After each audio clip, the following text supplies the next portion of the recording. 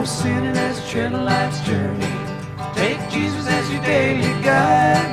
Well, you may feel pure and saintly without him walking by your side. And when you come to make the crossing at the ending of this pilgrim's way, if you ever will need your Savior, you'll surely need him on that day.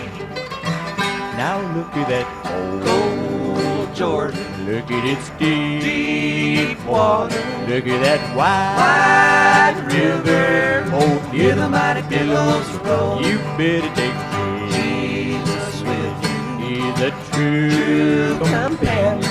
Oh, I'm sure without him you never will make it home.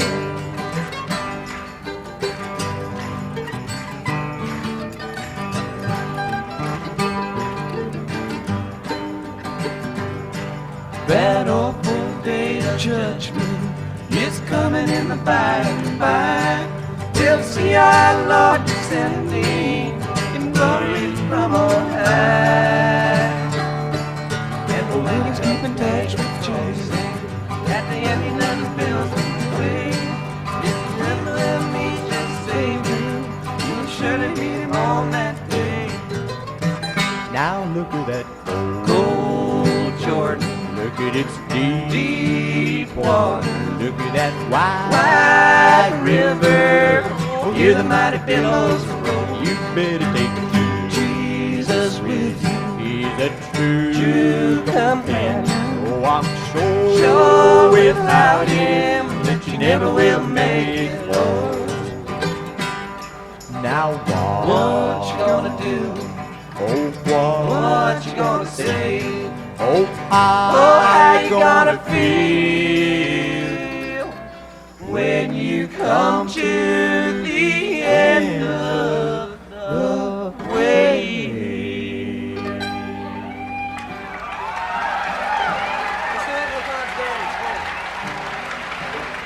Thank you, boys.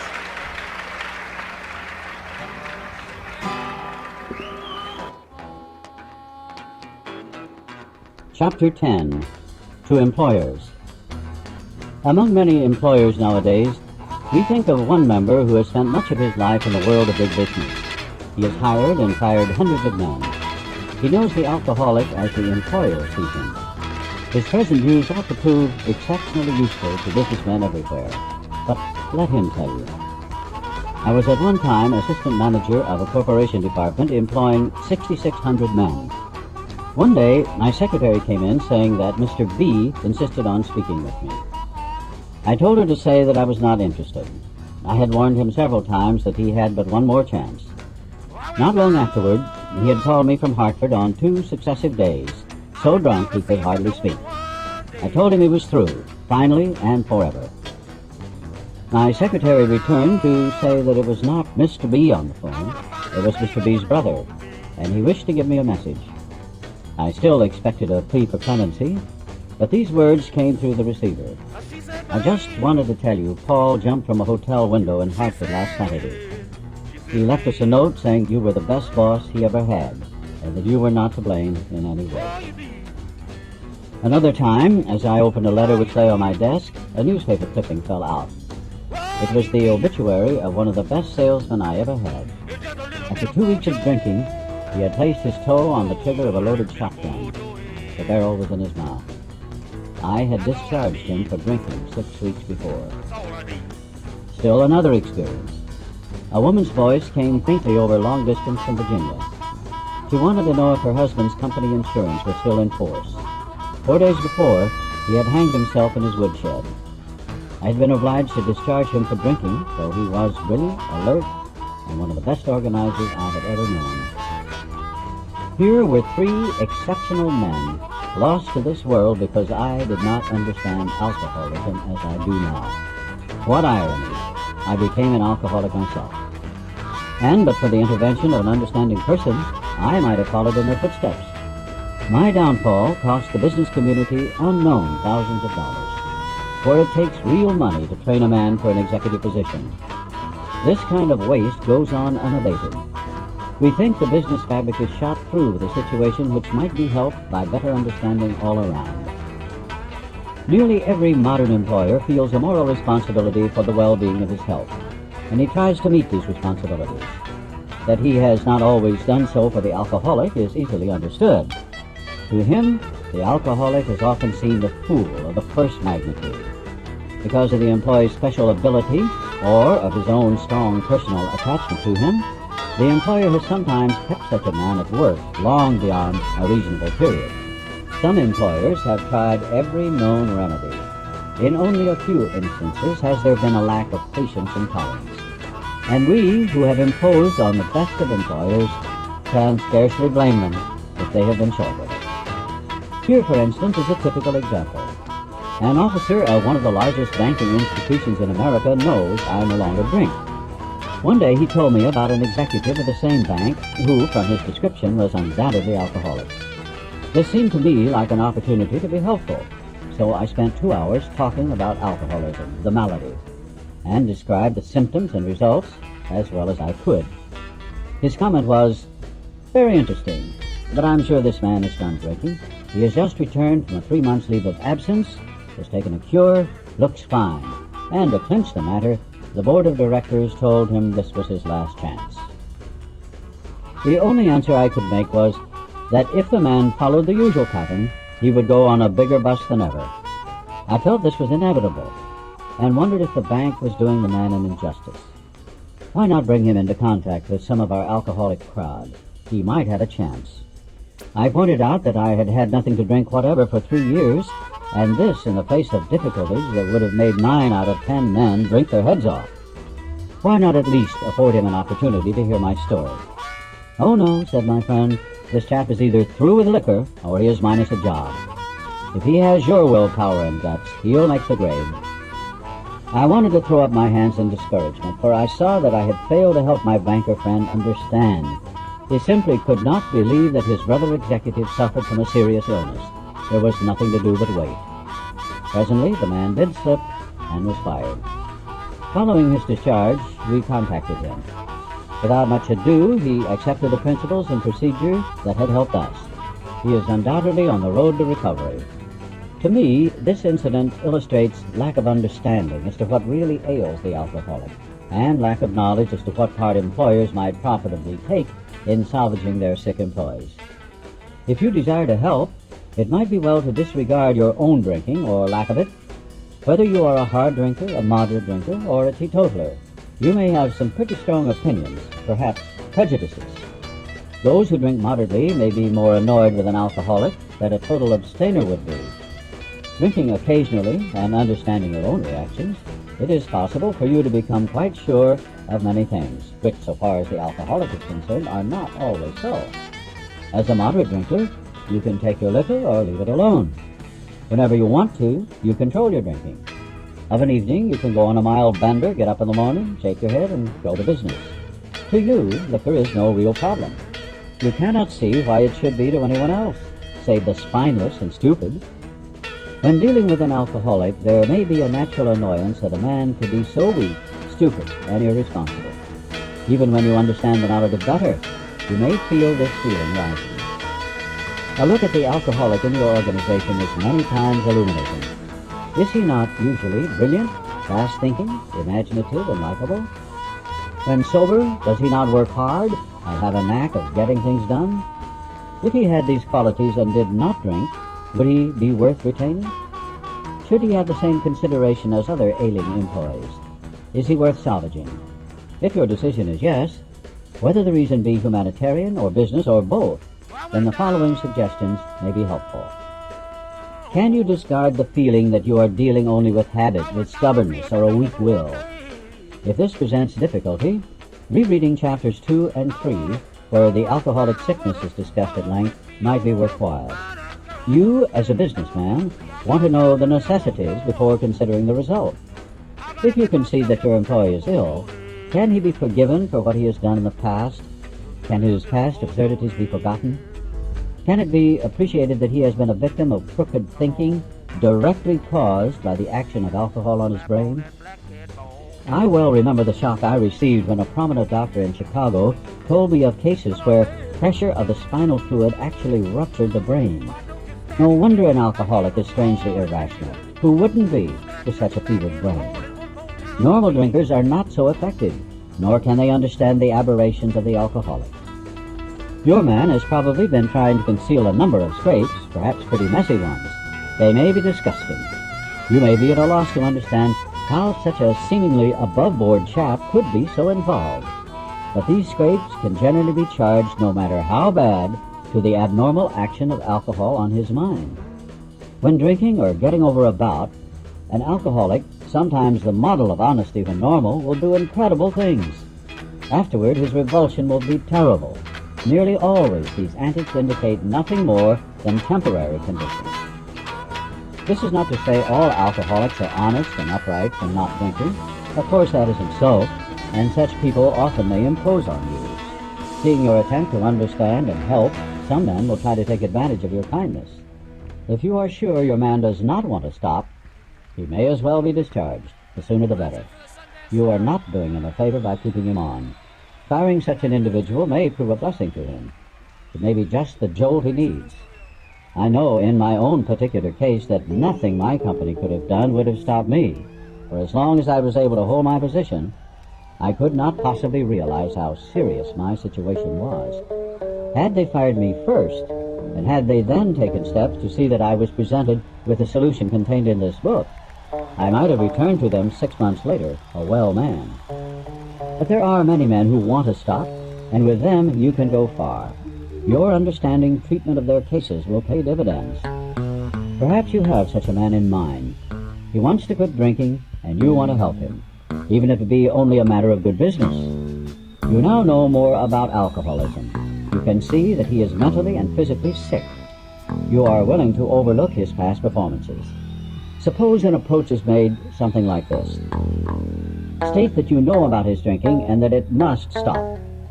You might say you appreciate his abilities, would like to keep him, but cannot if he continues to drink. A firm attitude at this point has helped many of us. Next, he can be assured that you do not intend to lecture, moralize, or condemn. That if this was done formally, it was because of misunderstanding. If possible, express a lack of hard feeling for him. At this point, it might be well to explain alcoholism, the illness. Say that you believe he is a gravely ill person. With this qualification, being perhaps fatally ill, does he want to get well? You ask because many alcoholics, being warped and drugged, do not want to quit. But does he? Will he take every necessary step, submit to anything to get well, to stop drinking forever? If he says yes, does he really mean it? Or down inside, does he think he is fooling you, and that after rest and treatment, he will be able to get away with a few drinks now and then? We believe a man should be thoroughly probed on these points. Be satisfied he is not deceiving himself or you. Whether you mention this book is a matter for your discretion. If he temporizes and still thinks he can ever drink again, even beer, he might as well be discharged after the next bender, which, if an alcoholic, he is almost certain to have. He should understand that emphatically. Either you are dealing with a man who can and will get well, or you are not. If not, why waste time with him? This may seem severe, but it is usually the best course. After satisfying yourself that your man wants to recover, and that he will go to any extreme to do so, you may suggest a definite course of action. For most alcoholics who are drinking, or who are just getting over a spree, a certain amount of physical treatment is desirable, even imperative. The matter of physical treatment should, of course, be referred to your own doctor. Whatever the method, its object is to thoroughly clear mind and body of the effects of alcohol. In competent hands, this seldom takes long, nor is it very expensive. Your man will fare better if placed in such physical condition that he can think straight and no longer craves liquor. If you propose such a procedure to him, it may be necessary to advance the cost of treatment. But we believe it should be made plain that any expense will later be deducted from his pay. It is better for him to feel fully responsible. If your man accepts your offer, it should be pointed out that physical treatment is but a small part of the picture. Though you are providing him with the best possible medical attention, he should understand that he must undergo a change of heart. To get over drinking will require a transformation of thought and attitude. We all have to place recovery above everything, for without recovery, we would have lost both home and business. Can you have every confidence in his ability to recover? While on the subject of confidence, can you adopt the attitude that so far as you are concerned, this will be a strictly personal matter, that his alcoholic derelictions, the treatment about to be undertaken, will never be discussed without his consent? It might be well to have a long chat with him on his return. To return to the subject matter of this book, it contains full suggestions by which the employee may solve his problem. To you, some of the ideas which it contains are novel. Perhaps you are not quite in sympathy with the approach we suggest. By no means do we offer it as a last word on this subject, but so far as we are concerned, it has worked with us.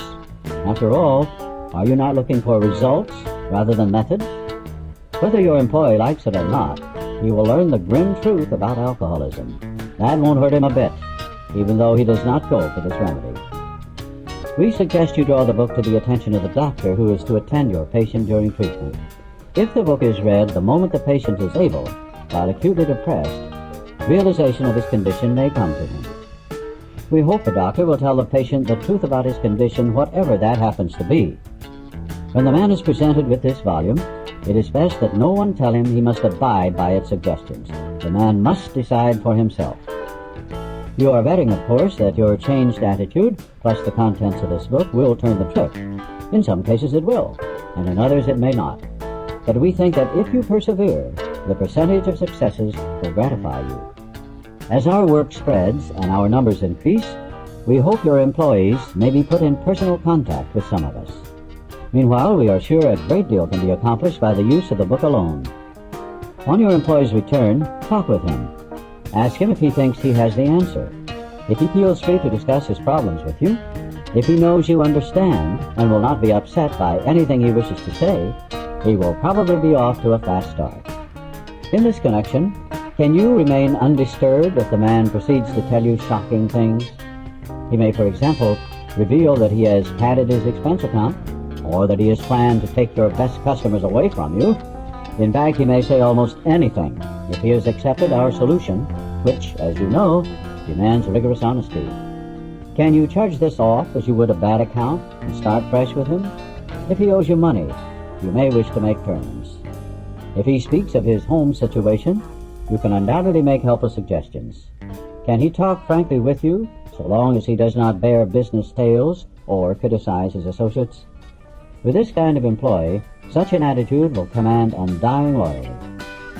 The greatest enemies of us alcoholics are resentment, jealousy, envy, frustration, and fear. Wherever men are gathered together in business, there will be rivalries, and arising out of these, a certain amount of office politics. Sometimes we alcoholics have an idea that people are trying to pull us down. Often this is not so at all, but sometimes our drinking will be used politically. One instance comes to mind in which a malicious individual was always making friendly little jokes about an alcoholic's drinking exploits. In this way, he was slyly carrying tales. In another case, an alcoholic was sent to a hospital for treatment. Only a few knew of it at first, but within a short time, it was billboarded throughout the entire company. Naturally, this sort of thing decreased the man's chance of recovery. The employer can many times protect the victim from this kind of talk. The employer cannot play favorites, but he can always defend a man from needless provocation and unfair criticism. As a class, alcoholics are energetic people. They work hard and they play hard. Your man should be on his mettle to make good. Being somewhat weakened and faced with physical and mental readjustment to a life which knows no alcohol, he may overdo. You may have to curb his desire to work 16 hours a day. You may need to encourage him to play once in a while. He may wish to do a lot for other alcoholics, and something of the sort may come up during business hours. A reasonable amount of latitude will be helpful. This work is necessary to maintain his sobriety. After your man has gone along without drinking for a few months, you may be able to make use of his services with other employees who are giving you the alcoholic runaround, provided, of course, they are willing to have a third party in the picture. An alcoholic who has recovered but holds a relatively unimportant job can talk to a man with a better position. Being on a radically different basis of life, he will never take advantage of the situation. Your man may be trusted. Long experience with alcoholic excuses naturally arouses suspicion. When his wife next calls saying he is sick, you might jump to the conclusion he is drunk. If he is, and is still trying to recover, he will tell you about it, even if it means the loss of his job. For he knows he must be honest if he would live at all. He will appreciate knowing you are not bothering your head about him, if you are not suspicious, nor are you trying to run his life so he will be shielded from temptation to drink. If he is conscientiously following the program of recovery, he can go anywhere your business may call him. In case he does stumble even once, you will have to decide whether to let him go. If you are sure he doesn't mean business, there is no doubt you should discharge him. If, on the contrary, you are sure he is doing his utmost, you may wish to give him another chance. But you should feel under no obligation to keep him on, for your obligation has been well discharged already. There is another thing you might wish to do. If your organization is a large one, your junior executives might be provided with this book. You might let them know you have no quarrel with the alcoholics of your organization. These juniors are often in a difficult position. Men under them are frequently their friends.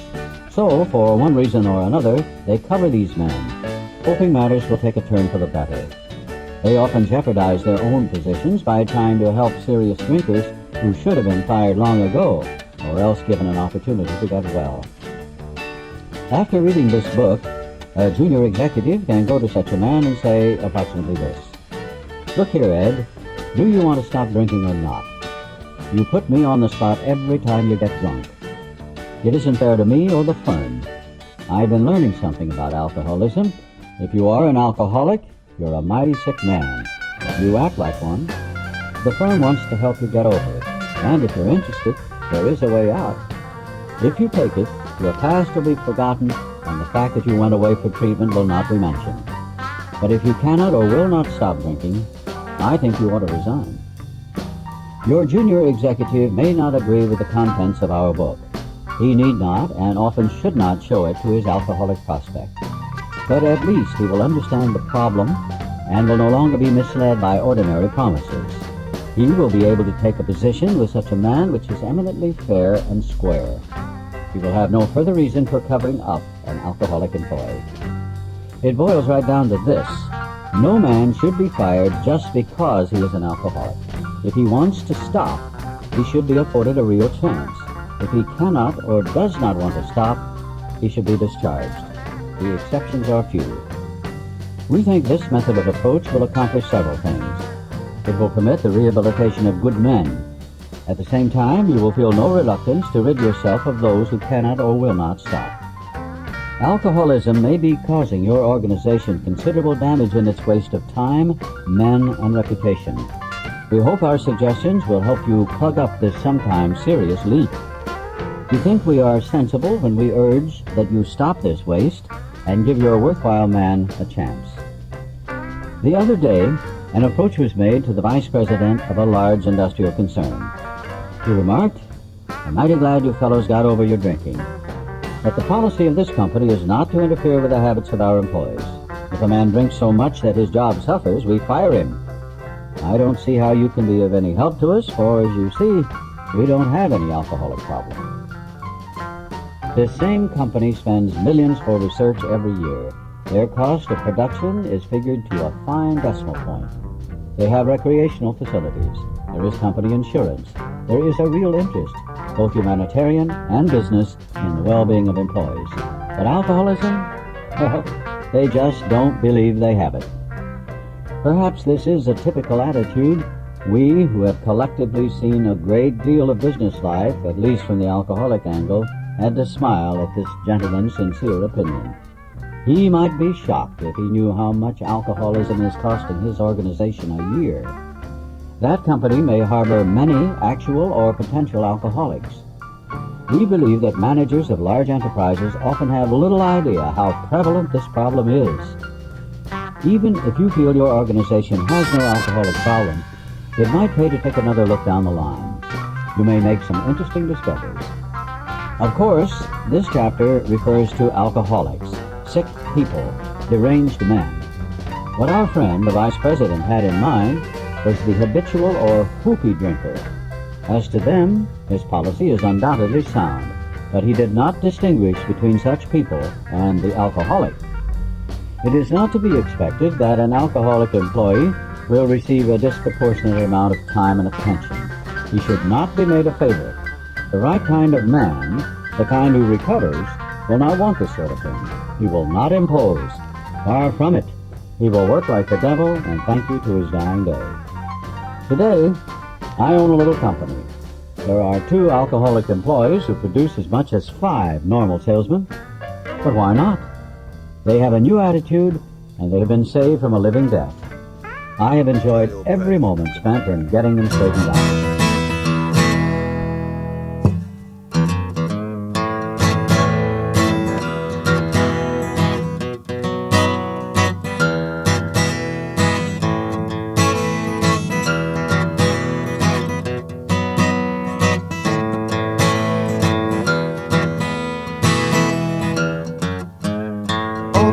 Of an empty highway, howling at the blood of the moon. Diesel Mac come rolling down my way, can't hit that border too soon. Running hard out of Muskrat Flats, it was 60 days or double life. Hail at my back like a shotgun blast, high wind chimes in the night. Whoa, pride of Cucamonga. Whoa, bitter olives in the sun. Whoa, I had me some loving, and I done some time.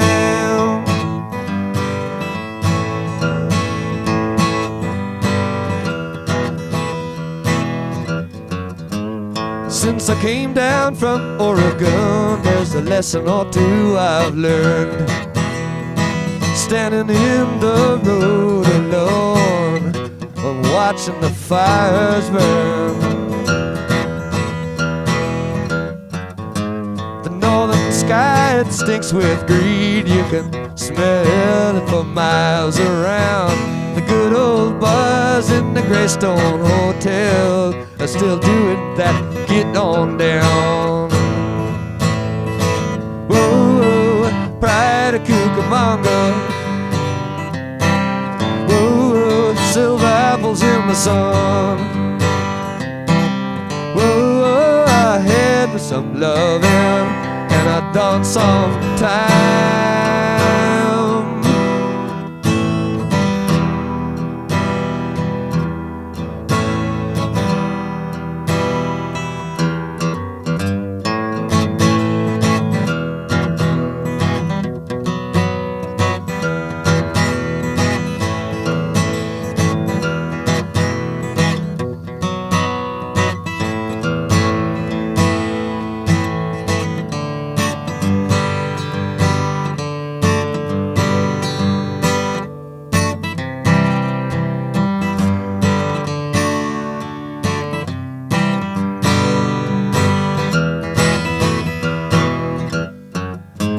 I see a silver city shine, but I know I can't go there. Your streets run deep with poison wine, your doorways crawl with fear. So I think I'll head for Mexico, where the weed grows green and fine. Wrap myself around a bush of that bright, whoa, whoa, whoa, hunk of vine. Whoa, pride of Cucamonga. Whoa, silver forests in the sun. Whoa, I had me some loving, and I done some time. Done some time, and I done some time.